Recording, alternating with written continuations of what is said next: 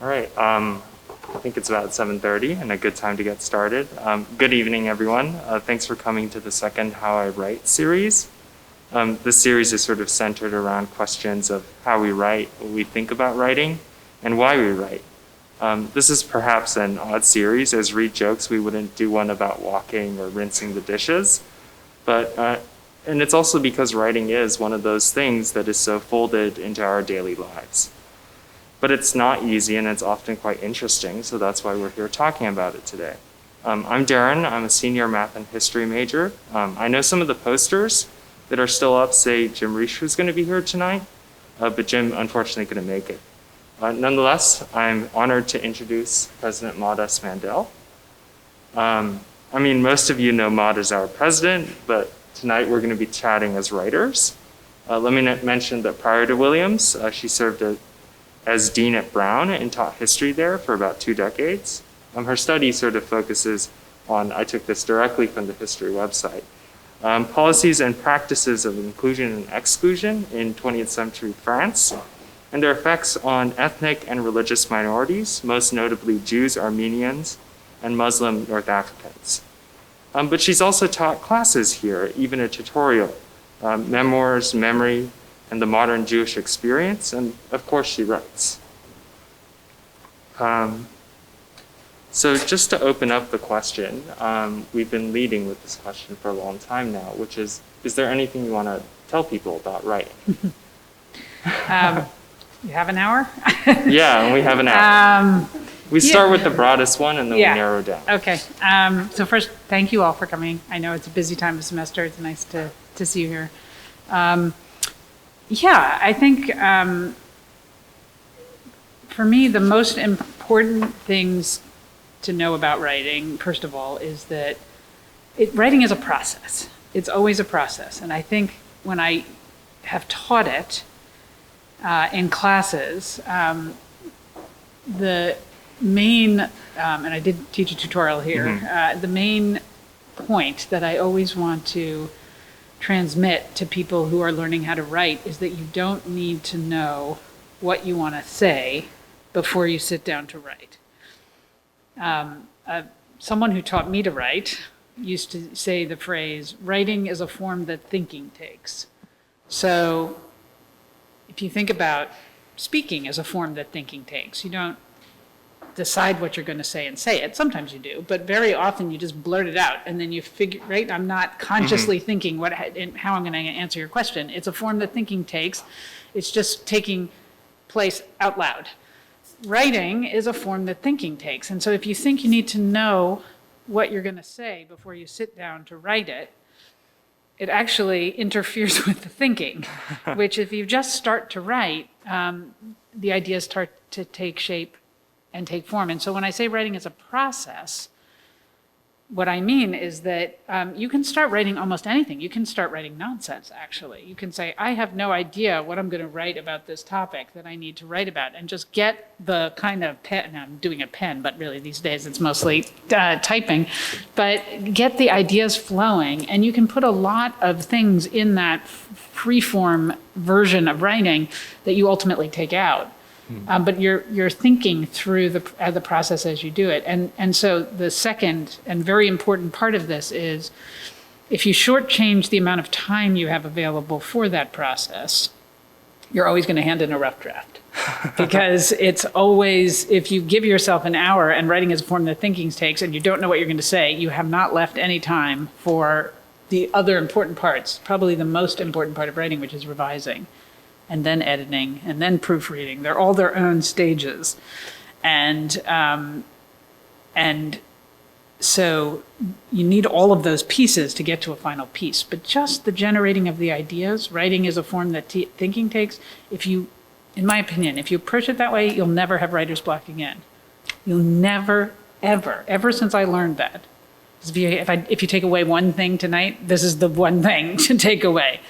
If you don't need to know what you're going to say before you sit down to write, you'll never have writer's block again, because you don't have to write that thing. You just write what comes out, right? And then the rest of it flows from process, which we can talk about. Yeah. So when you sort of have like a pool of evidence, are you sort of reading it over so that thesis or some sort of argument emerges out of it. Yeah. So if I was writing from evidence, so there's different kinds of writing, right? But opinion writing, letter writing, argument-based writing. But if you're writing from evidence, the way you all do for papers, for example, I mean, the way I have done all that kind of writing is I write from the sources. So, for example, in my case, I'm a historian, so I write from primary sources. So if I want to write without having writer's block, I would take my sources and just start by paraphrasing them. What does this say? I'm going to write that. This, when I read this, this is what I see in this text, and just get the writing going, right? And each form, each sentence is a way of going deeper into that text or piece of evidence or whatever. And at the beginning, it's a mess, right? But one thing I will tell you, as an undergrad, I did terribly wrong. This is what not to do, not what to do. Every time I would sit down to write as an assignment, there'd be a prompt or an assignment, I would start at the beginning. So let's say I had a week before a paper was due. So I would start at the introduction, I would think I needed to know what to say, and I would start to try to figure out what my argument was. So I would start at the beginning. And then every time I turned the computer back on, I would start on page 1, first word, and I would be sort of agonizing over the crafting of the words of something I didn't know what I was saying yet, because after all, how could you possibly know what you're arguing before you've actually done the thinking, right? So I would, and I had a huge breakthrough. It was much later in life when I realized that when I stopped writing a day, at a particular time, I had someplace to go or something else to do, I would write in bold letters in the text, and this was really helpful when I was writing my books, start here. And then when I would turn the computer on, I would go just to that spot, read the last sentence I'd written, and pick up from that spot, so that I didn't start at the beginning and like crafting these, well-written sentences that weren't well-written because I didn't know what I was arguing yet, but go right to start here, right to the evidence-based text, right to the last thought I had. And that would kind of get the juices flowing again. How much would you assign like the writing to the rough draft, and how much is writing actually, sitting in that revising? Yeah, so I think in the process, revising, and this is another really important point, revising should be the longest time. The longest, if you're thinking of it as like a time block, pre-write, which is maybe, note-taking on little scribbled pieces of paper while you're, running between things. Rough draft being a fairly long stretch of time. I'm going to qualify what I've just said after I say this, but and then revising being the longest stretch, but separating editing from revising. So I can talk about what I mean about each of these stages being different from each other, and then proofreading at the very end. And revising is the longest because revising is where you take all of that verbiage and start to figure out, my main argument is on page 7 in the 4th paragraph and the 6th line. That's really the main point. Revising is about moving that to the introduction and like getting a little point A after little point B, like getting it all in the right order finally. And then editing is, of course, making sure your word choices are right and your diction is the way you want it to be and the syntax is lining up. And then proofreading is finding the mistakes, right? So the only problem with what I'm saying is it's not really linear. So I will pre-write, do some rough draft, do some revising, then I realize, I need some more thinking. So then I go back to rough drafting, right? And then I might do some editing along the way because I find some prose that I could really fix up, and really it's fun to do that because that's the easy part. And then you go back to the hard thinking, and so I wish it was more linear, but it tends to be messier than that. Is that why sometimes you will just start somewhere? Yeah. That it's really easy to get stuck in this it's so continuous easy, cycle? yeah. That's why I say writer's block. Writer's block hits when you think you have to know what it is you want to say. And I find that the best answer in those moments is just to say, I have no idea what I want to say. And then to actually use writing to write my way out of the writing block. It's a neat little trick. So are you looking for something you enjoy that's like intellectually interesting? I mean, this is not only sort of speaking about academic Are you asking me, do I like writing? No. I can't stand it. I'm teasing. It's hard. Writing is hard, right? I mean, I think it makes your brain hurt. You have to really be in the moment with the work, and it's not something you can do if you're distracted by a lot of other things. So it's one of the activities in life that takes your full attention. It's hard to do because we have so many things that pull our attention away from that one thing. So it can be really challenging. Just process-wise, in terms of time, how do you divvy out this sort of time to write then? Well, it's a really good question. I told you I've never had, ever since I learned this trick, I've never had writer's block. That's not the same as saying I've never procrastinated. That's a different thing altogether. I procrastinate all the time when it comes to writing, as probably almost everybody does. And that's because it's hard and it takes your full attention. And sometimes you don't want to give your writing your full attention, or anything your full attention, actually. So it's commitment. Writing, it really takes a kind of commitment. I'm not sure I answered. Tell me what was your question? Oh, no. I totally, as a present student, thinking about the papers that are due tomorrow, that the tests I have. Right. That perhaps is the section that weighs the most on my mind. Right. It is the getting yourself to sit down and have the giving yourself to the process. But I often, and I think it's just honest to say it, I often dread the thought of doing it, and I procrastinate. But when I actually do it, I love doing it. I don't know if any of you have had this experience, like where you actually, I will put it off and I will put it off and I will do anything else first, and really anything. Water the plants, do the laundry, call a friend, take a walk, the good stuff, the bad stuff, like anything not to do it. And then when you sit down and do it, it's like it's kind of magical. It's a wonderful, absorbing, thoroughly rewarding experience where you feel really good afterwards. So it's a funny thing. It's funny. Yeah. Well, speaking of a sort of writing that not only needs full attention, but gets full attention, how's it like sort of writing as an institution? So that's a really good question. I was saying this before everybody got here, that the writing I do now is so different from the writing I ever did at any other point in my life. So I'm an academic, that's first and foremost, and academics write for a living. We write grant applications, we write book reviews, we write books, we write articles, we write letters of recommendation, lots and lots of letters of recommendation. We write, emails, of course, reports. How many reports? Oh my goodness, so many reports that nobody ever reads. Like the work of an academic is being a professional writer. You just do it all the time. And it's a big part of your time allotment, and especially if you add all those different kinds of writing, and it's on you. It's 100% and totally your own. And some of the report writing maybe you do with other people, but it's a very, especially if you're in social sciences or the humanities, it tends not to be collaborative. I will say I did one. I'll come back to collaborative writing in a minute. I did one major collaborative writing project that I loved. But mostly as a historian, it's entirely solitary. Was it? Go ahead. Sorry. Well, I was going to say what's different about institutional writing is I write everything in groups now. And all those letters from Maud that you guys get. I like to say they're from Maud because nothing goes out under my name that I haven't been involved in writing. It's often my idea. It's always they're always my ideas, or I'm a key person in generating them. But I am supported by people who help me do the things I have to write, because there's so many things I have to do, and so it's just it's a really different kind of writing. Mm-hmm. And I would just say, to go back to collaborative writing. So I wrote one book. It was an edited volume. Where there were essays in it, and my co-editors and I co-wrote the introduction.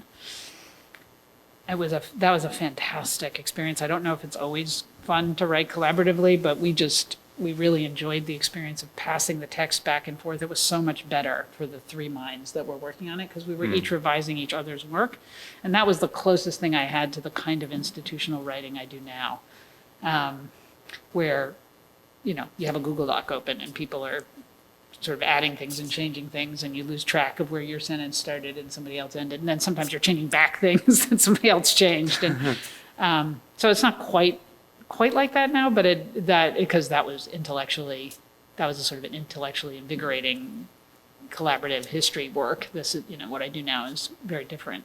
But it has that feel of many people working together on a product. This is kind of a big question, but do you think the humanities could use more collaboration? Yeah, I mean, I don't know if the product would be better or worse for it. It's a lot more fun. I mean, it's just, there's something about the way we've set up higher educational writing as humanists and social scientists, where we sort of value the lone scholar, and it can be very rewarding, but as I say, it's very solitary. It's sort of your own. I mean, you're writing for other people, but it's ultimately about you and your own mind. It's capturing the thing you're thinking about, and you hope somebody will read it and engage with it. But really, the product of putting it out there is your own. It's like your own baby that you're sort of formulating and raising on your own. Collaborative writing is an intellectual joy, because you're engaged in conversation with other people in doing it. So it's just fun. It can be frustrating too. You're also argue with your co-authors. You do all of that, but it's the joint intellectual project of learning together in that form is really enriching. But we don't value it that much in the humanities and social sciences. So it's sort of something you do later in your career when you're already established as that solo voice. It's the way the profession has evolved. So, but I do think it's a bit of a shame. I know a lot of your academic writing, especially like, for example, your most recent book sort of talked about Jews and Muslims in the 20th century. And like, it was particularly interested in like pushing back against this narrative of like total polarization that has sometimes emerged out of histories. Not to delve into the specific topic material, but why do you choose sort of what you write? And how do you arrive at it? Did you read that book? I read the introduction and a few chapters. That's impressive. I'm a history major. Wow, thank you. I'm always we will at least touched, pull up the actually. whole introduction. Okay. Yeah. Wow, thank you. How do you pick a topic like that? Wow. Well, it's a long story. Or like, why do you choose how to did write you pick? about it? How do you? So,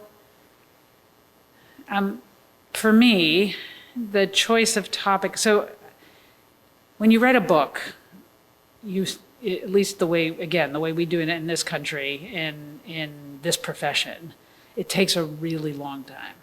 But from the moment where you pick a topic till the moment that book, you're holding it in your hand, is, it could be a 10-year project. You can just go on and on and on. And so because of that, for me, the first and most important project in picking a topic is picking something that you are really, really, really interested in and passionate about and really curious about, because there are going to be times, remember that whole part about procrastination? Right. There's going to be times when you really don't want to work on it or can't. I mean, in the academy at least, there's a lot of things pulling at you all the time. And to find the sustained time and attention to do that kind of thinking is challenging. So you need something that's going to keep pulling you back. Frankly, even when you're not working on it. One of the things I found very powerful about book writing is I would sit down after a couple of weeks of not being able to find a chance to work on it, and would discover that my thinking had evolved, even though I didn't know I was thinking about it. Like I was suddenly had new things to say. And it was like the brain was still, even unbeknownst to me, was still working on it while I was busy chairing a department or, teaching some classes or raising my kids or whatever else I was doing. The brain was still working on the project. And so I would sit back down and there were new things to be said, new thoughts to be formulated. But it has to be so gripping to you to pull you back through all of those for that kind of big project, even a thesis, frankly, like anything that is going to be more than just I have to do it because it's due per class tomorrow, and it has to just get done. Anything that's essentially a voluntary project that's long term, you really, really have to be interested in the topic. So for me, that was job one. And in fact, when I was coming up with that book project, I was working on something else first, and I realized I'd started it about I was just a month or two into a new project, and I realized this is not going to do it for me. I'm not going to be able to stick with it. It was in that case too much like something I had just finished, and I realized I was going to be asking the same questions, and I needed to take on something new. So that's a big part of it. And then the other thing is, this is really more specific to the kind of writing you do as an academic. Your projects, your thinking, work arises out of things you're reading and intellectual conversations you're having with partners, like literally that you're talking to, but also through the things you're reading and working on. So also the selection of the project has a lot to do with what you're reading, actually, and who you're engaged in conversation with intellectually, and where you see the big questions. So those are the things that pulled me in. And historians can definitely be a fickle bunch, actually. Yeah, yeah. I love history writing, but it's its own very specific kind of writing. But that project particularly grabbed me because of very specific things that were happening in France at the time I was looking for a project. And I found that while I was trying to work on this other thing I'd already picked, I was being distracted by the news and things I was reading about that were going on in France. And I thought, oh, maybe I should listen to this part of me that's interested in this other conversation that's going on. Do you find writing to sort of be an opportunity to reflect too? Perhaps not academic writing, but this was a big theme brought up, at least in our last conversation with Professor Jeff Israel and Professor Bernie Reed. Oh yeah, yeah. I mean, you mean personal reflection? Is that sort of personal reflection? Yeah. I mean, you just talked about sort of viewing what was going on in the world at the time. Oh yeah. I mean,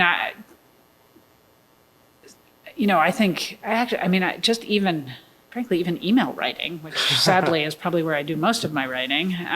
But a lot of it is, I stay in touch with a lot of people through writing, and it's all of it, from the academic writing to the personal writing, it's all reflection. Because if writing is a form that thinking takes, then every time you sit down to write, maybe not a text, but almost everything else is a way of analysis and personal reflection. And I'm not sure I see the line, actually, between academic writing and non-writing in this way. Even academic writing is ultimately an expression of who you are. It's just it comes out in a different form. It has its own rules, but it's still a reflection that has come from me, right? If you had picked my topic and even looked at the same evidence, you would have written a different book.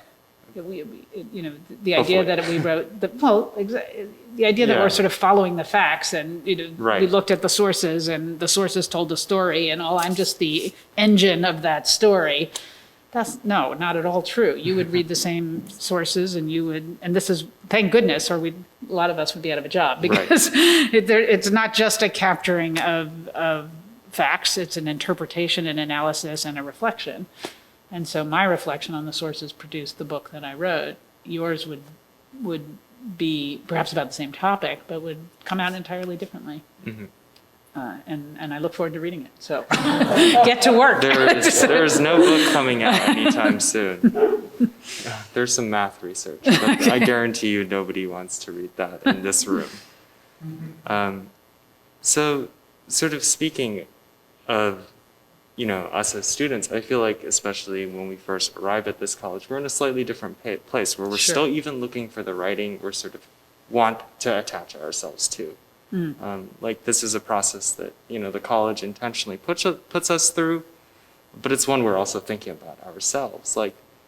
Not to go all the way back, but how did you sort of arrive at this moment, or still arrive at this moment? It's a great perhaps? question. So you have to know that I was not a good writer in college. I actually sort of hesitate to say it that way because it implies there's good writers and bad writers. So I don't really see it that way anymore. But I mean, I was, none of the things that I've said about process, really, I didn't know what I was doing. My parents are actually academics, and both of them are English professors. My mother was one of those, she had a big red pen. So she would read things I wrote, and I'd come awful. And that made me I loved my mother. She was a wonderful mother, and she was actually a brilliant writer and a vicious editor. And so I didn't have a lot of confidence where writing was concerned, mostly because she would say things like, "This is terrible." So go back to the drawing board. So, and I didn't understand any of the things that I've said. And it took me until graduate school to even begin to figure out some of the things that I'm talking about now. And you always get better at it. So it's a lifelong skill. Although I think I hit a point late in grad school where I had figured out some of the things that I'm saying now, so that once I broke that writer's block problem, and understood some of the process points I'm making, it was much easier. It got much easier to become a better writer.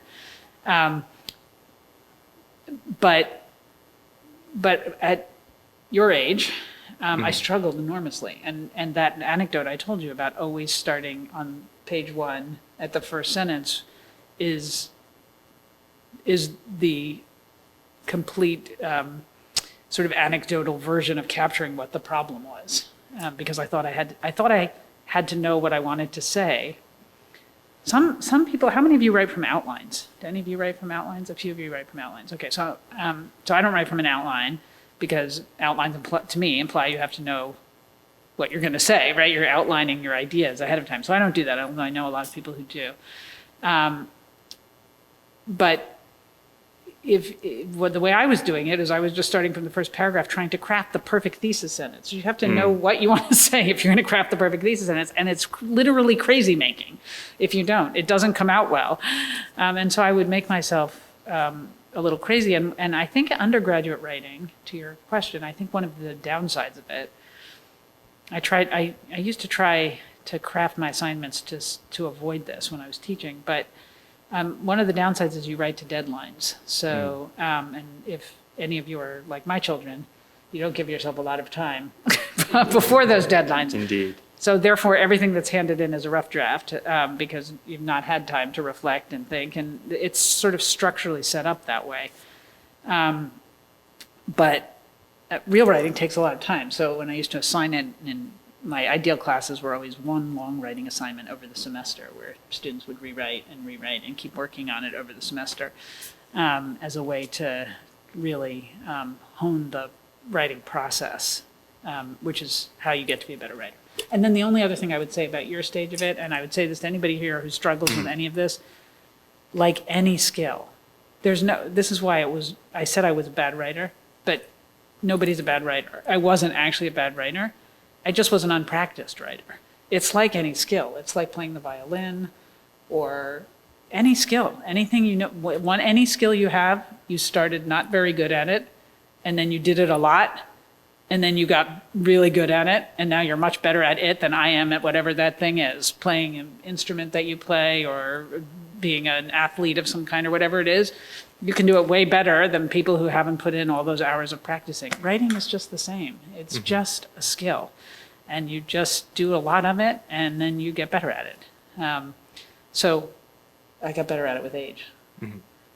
So given that you have so much influence here at the college, is what you would like to emphasize about writing like really the amount of time and investment that has to be put into it for it to develop? I mean, yes, but that already sounds heavier than I would like the message to be. I would like the message to be that anybody can be a good writer. Mm-hmm. That if you don't already feel like great writers, you will become great writers if you want to be, because all it takes is time. It's inevitable that you will get better at it if you keep doing it, because it's its own kind of sort of multiple hours put in. It's like if you start studying a second language, when you start it, you don't know that language and you're not very good at it. It's just nothing you can do about it. You don't know the grammar, you don't know the sentence structure, you don't know anything about that, you don't have the vocabulary. And then you study those things and someday you're fluent. But while you're on I used to say, some of you are probably fluent in multiple languages, but when I was studying French in high school, I would say, same phrase, I'm bad at languages. What does that mean? You're bad at languages. Until I took enough French, and then I turned out I could speak French. It just took a while because I had to actually study the words and practice a lot, and then I learned how to speak French. So, and I think writing is just the same, actually. So, so my message here as president would be, if you struggle with it, keep at it, and wherever you are, you'll get better with the more time you put in. Mm-hmm. You definitely spoke, sort of shifting a little bit back, like about the importance of mentors, sort of, for helping you write. Yeah. It was interesting that you decided to open just by talking about advice that a mentor gave you. Like, how's it been, sort of, finding people to support you in your writing? Especially, Yeah, a lot it's a of us here. great question. Yeah. So going back, so the person who said the phrase to me, writing is a form that thinking takes, is actually my father, who taught the writing process. And a lot of what I've shared with you today, I learned from him. My parents were both, but he figured out the way to teach this later. When I was a kid and my mother was going over all of those documents with red ink, my mother, she wasn't teaching me writing. She was editing my papers in red ink, and then I would go back. And I had many, many teachers and professors who did this. I fear I do it too sometimes, because you see the turn of phrase and you try to correct it or fix it. So that's not actually at all helpful for teaching writing. And if anything, it just makes you feel badly about your writing. What my father figured out when he was teaching, and he taught, I mean, it's a long story, but he did a lot of writing teaching later in life. When I worked with him on some of this stuff later. He focused entirely on process. And the focus on process was what changed it for me forever. Mm-hmm. So I know I don't know how you guys do it in the Writing Center here, but that focus on process for me was revelatory, totally different than any teacher I had in grade school or college or my mother, any of them. Who would write things in the margins, meaning to be helpful, saying things like wordy or, unclear, and I didn't, that's like speaking a language, you have to know what someone means. Like, so Yeah. it's like, to me, it was just the words, it was wordy. Yes, it was sentences I had written, but I didn't even understand what it meant. When I started to focus on process, I learned things like, tightening up sentence structure as a kind of process stage. And it just changed the way I was so focused on trying to figure out what I wanted to say that I was confused about how process could get me to figuring out what I wanted to say. I don't know if I'm even articulating this in a way that's clear. If you've been there, you know exactly what I mean, and you do this. But if not, it's very hard to explain. I can do it over time with students in a class, which I have done before. But it is, so I would say I had, most of the writing teachers I had were not very good at teaching the process of writing. My father was brilliant at it, and it was a great gift he gave me. So pedagogically, when you were teaching writing, did you often how did you walk people through this sort of So in classes, process-oriented it's interesting, because I've growth? taught one tutorial here, and the tutorial, I really loved the tutorial system, but the tutorial system isn't set up actually to do what I'm talking about, because you move from project to project to project. So you practice writing all the time, that part's good. But it doesn't really allow for this kind of sustained engagement. So I haven't yet here at Williams taught the kind of course I'm talking about, but I used to do it all the time at Brown, where I would have stages of assignments and have students do one research paper or one paper over the course of a semester and consistently rework. And then I could talk about the process per se and how to use it as a way to get there, to get to a final piece. So I think it was often a successful. It has some downsides for other pedagogical goals in a class. Often in a class you're trying to do many things at once. And so if it's a course that's focusing on teaching the writing process, it's very helpful. If it's a course that wants students to engage, say, every week with books, there's a problem if they don't all lead up to that final project. So sometimes depends what the course goals are and what you're trying to teach in a given course. So I know a little bit about that tutorial just because I've had a friend or two take it. There's one of my students right here in the room. But sort of, reflecting on the tutorial format, how does it fall short, and where does it really allow for growth? Yeah, don't misunderstand. I didn't mean to say it's. Actually, what I loved about the tutorial. So fall short is not what I would say. I just say it's different. It focuses not so much on that process question. What I loved about the tutorial is ultimately you become a better writer by writing all the time. And the tutorial forces you to do that regularly in conversation with a partner in an ongoing way over a sustained period of time. And I think that is very valuable. But you're going at a kind of breakneck pace, and so that it is a trade-off to this kind of sustained work on one project. And there's all kinds of writing in life. I said undergraduate writing doesn't lend itself to the kind of process I'm talking about. But there's all kinds of writing. We're often writing to deadline. Most of you aren't going to be academics. Most of you are going to have reports that are due. Journal. You're writing a newspaper article. You have an important legal brief to write. They're all on deadline. So learning how to move quickly is good. You can use the same process that I've talked about to do that.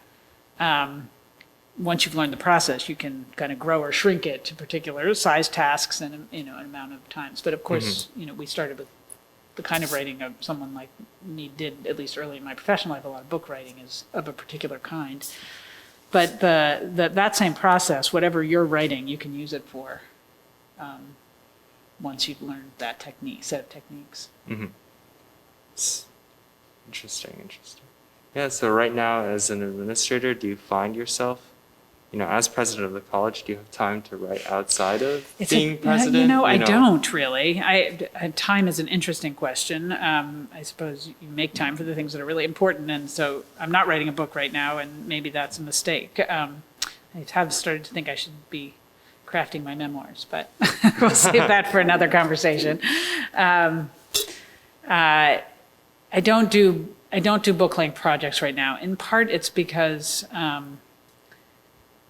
the job of an administrator, which is a rather different job than being a professor, your time is cut into these tiny, tiny little segments. And so to have the sustained, I have a faculty member colleague here, I did most of my real writing in summers and in sabbatical stretches. Trying to find an hour here or there to do a book project where you would pull that concentration that I was talking about and really move a project forward. If I had 2 or 3 weeks, I could do something, but if it's an hour between classes, It just wouldn't work at all. And so my life as an administrator is the perpetual life of someone who doesn't have long periods of time to think about anything, for better or worse, for the college. So that really interferes with kind of big writing projects. But I write all the time because that's a form that thinking takes, and obviously it's one of the main forms of communication throughout all of our systems. So we're using it all the time. So yeah, but it is really different. Do you wish that there's some way we could just leave email behind? Actually, it's funny. Email's so generational. I think you all have left email behind. Old people like me use true. Email, right? You guys are post-email.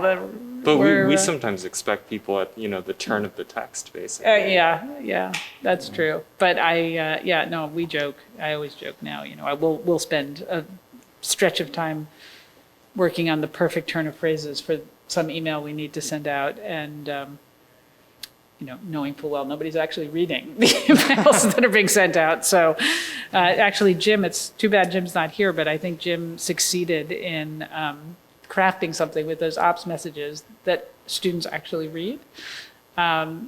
And that was quite an achievement. So that's a whole nother topic. But how you get people to read what you write. Yeah, there was a minute level of detail where we knew not to even kick the toilet. So right. See, so you read it. Exactly. Everybody. Yeah. I told Jim when he sent out his message. What was it last week? Saying that there wasn't enough ops message to send out. I was like, people across the campus are going to be crushed. I was waiting for the next ops message. But so we do, as everybody does, a lot of writing that nobody reads. It's a fascinating, another side of writing, right? All those academic books that very few people read. And yet we are driven for all kinds of reasons to continue generating them. Yeah, how's it like to sort of just take a piece of work and release it into the ether or the market? It's a moment, I will say, to to work on something as long as a book project and then have it show up one day, right, Steve, as a package in the mail. You open it up and take it out, and it's quite a moment. It is.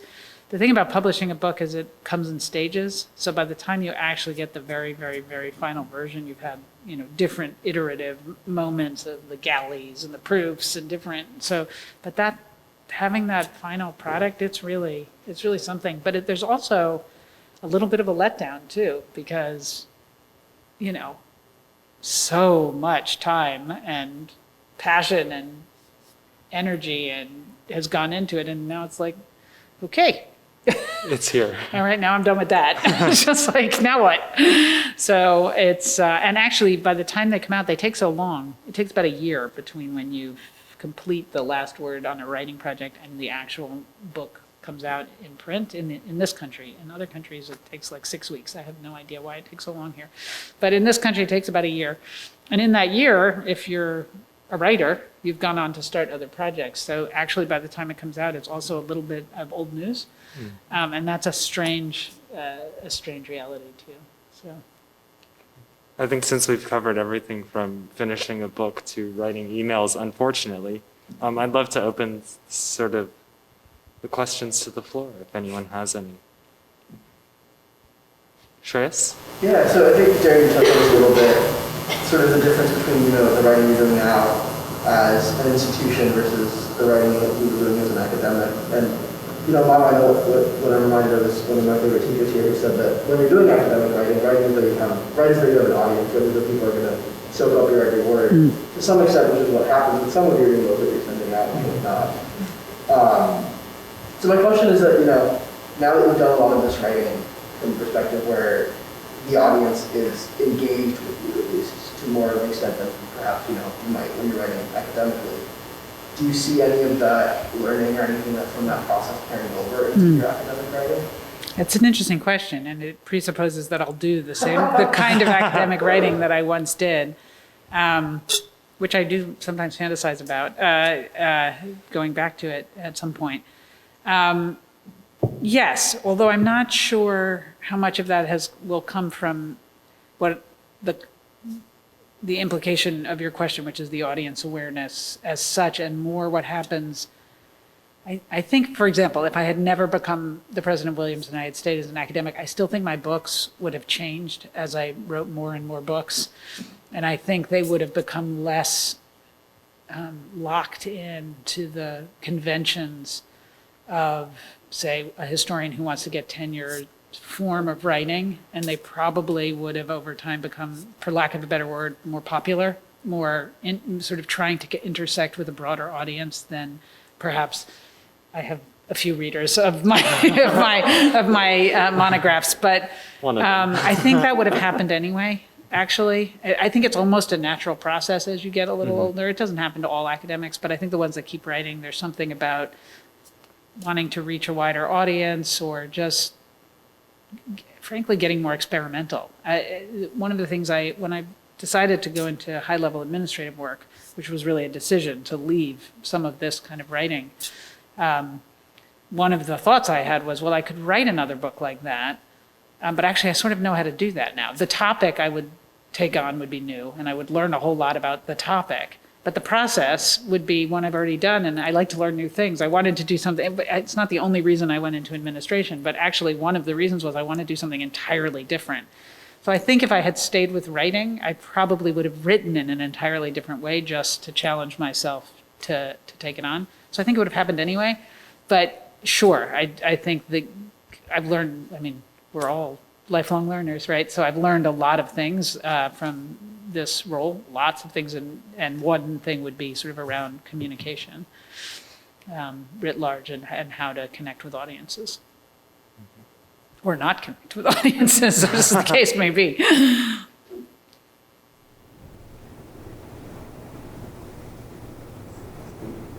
I wonder if you write differently for when what you're writing is intended to be read as opposed to be listened to. So I'm thinking of the difference between writing articles and books or emails and the difference between writing a lecture for a class or a speech. Yeah.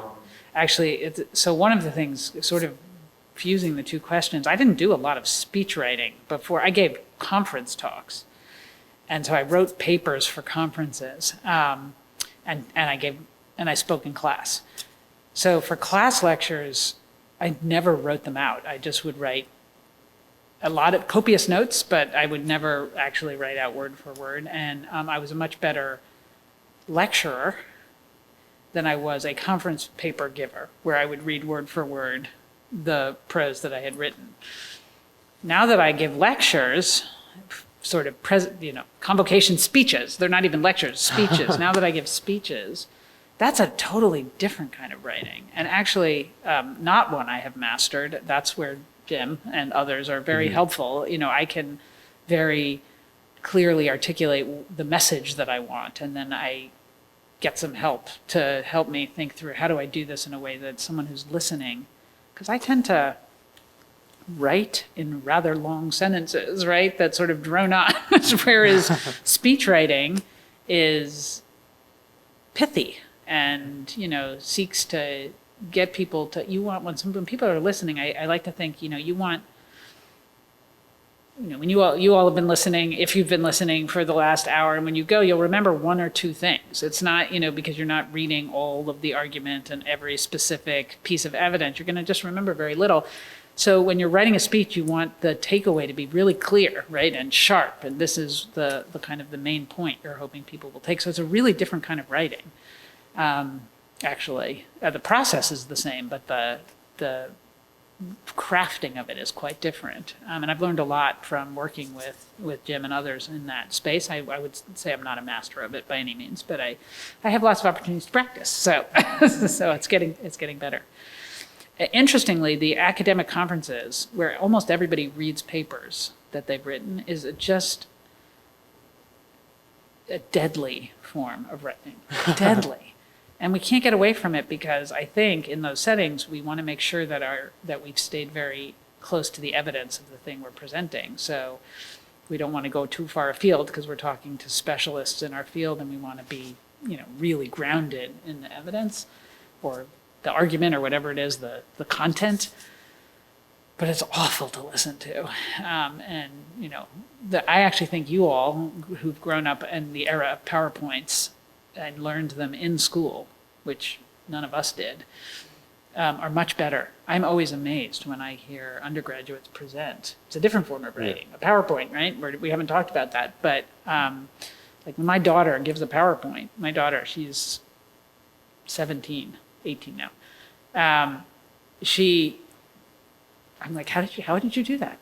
You're so confident and comfortable and at ease, and but that's a skill she was taught. So she practiced it in school. They started teaching it in 5th grade or something. Wow. So, whereas I, to this day, I need someone to help me design PowerPoints. They look terrible, and I can speak from them. That part's not so bad now, but that was hard for years.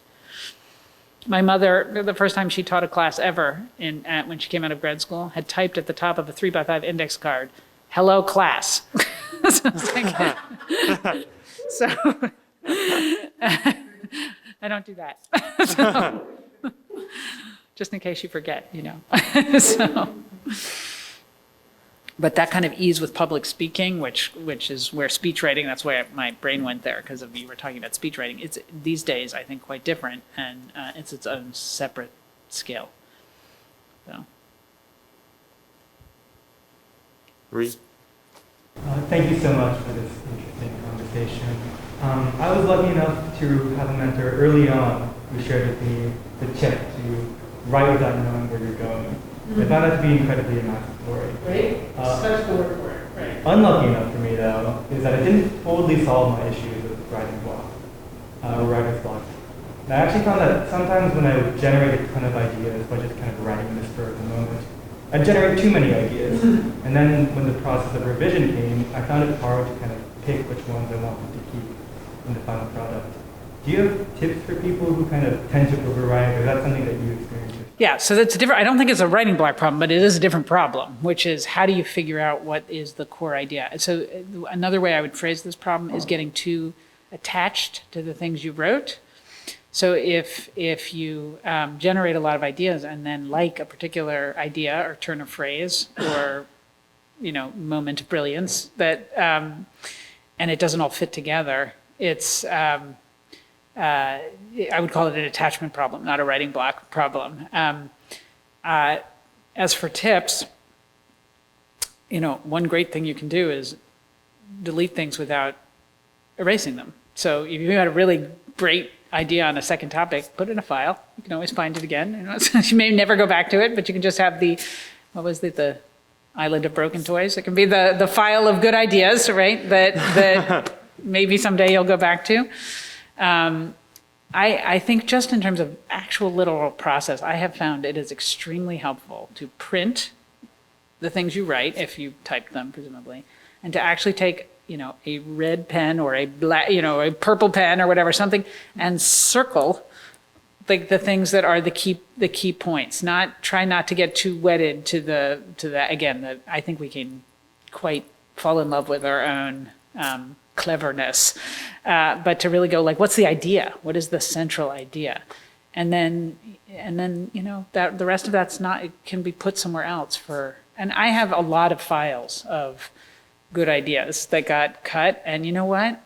The world, nothing bad has happened. That those have not seen the light of day, right? Those are, it's okay. It's things will go on. So it is that attachment, I think, that is the problem, the emotional attachment to, well, it took me a whole hour to write that paragraph. It's I don't want to give that up. But it's a little bit, I'll tell you a story.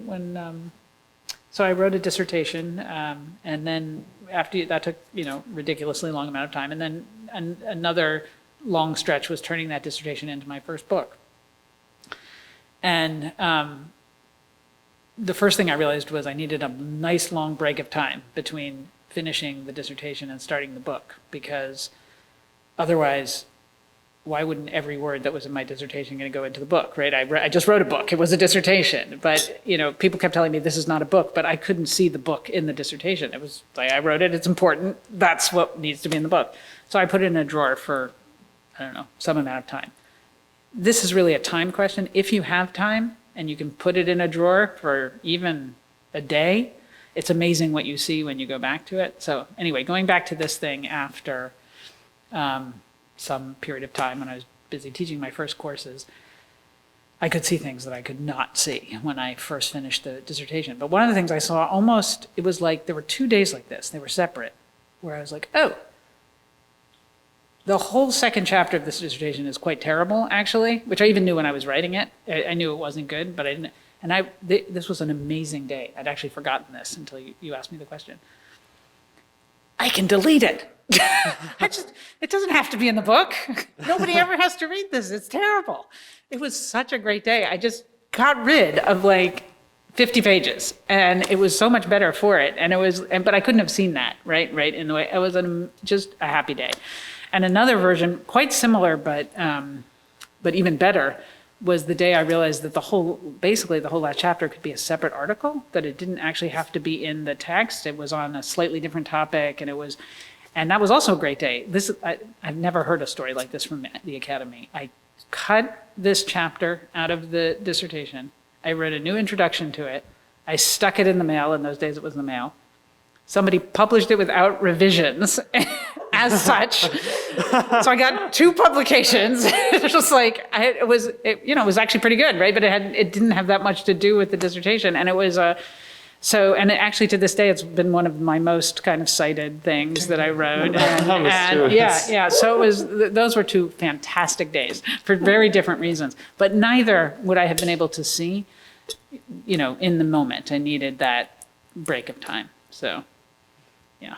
As Bernice Lewis says in her songwriting Winter Study, kill your darlings. Right, exactly. Or put them into the mail. She's so right about that, right? It's if you're too in love with your own prose, it's very hard to do this. I also think another little tip is just giving it to somebody else to read. If you have beloveds that are willing to give you the time, because they'll quickly see.